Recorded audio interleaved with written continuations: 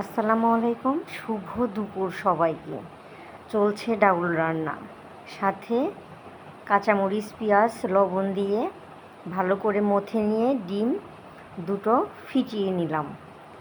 দেখতেই পাচ্ছেন আজকে রান্না হবে ডাল আর ডিম, মসুরের ডাল দিয়ে ডিম।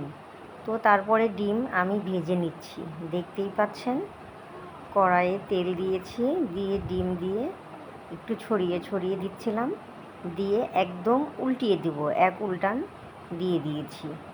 তো একটু কড়া হয়ে আসলে ডিম ভাজিটা আমি উঠিয়ে নেব। এদিকে ওই তেলেই পেঁয়াজ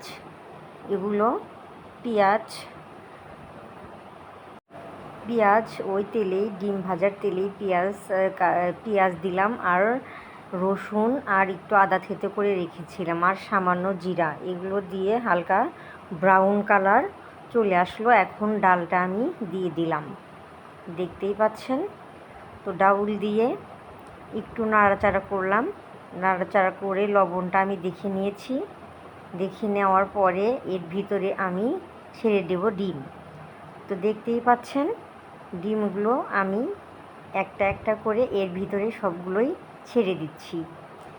বলক না আসা অবধি অপেক্ষা করব।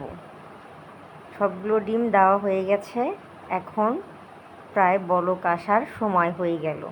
তো দেখতে পাচ্ছেন বলক প্রায় এসে গেছে। আর 5 মিনিট রান্না করার পর আমি এটা নামিয়ে ফেলব।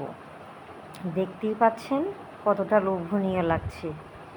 ডিম দিয়ে ডাল আমার মেয়েদের পছন্দ, আমিও পছন্দ করি। আমার রান্না করা শেষ।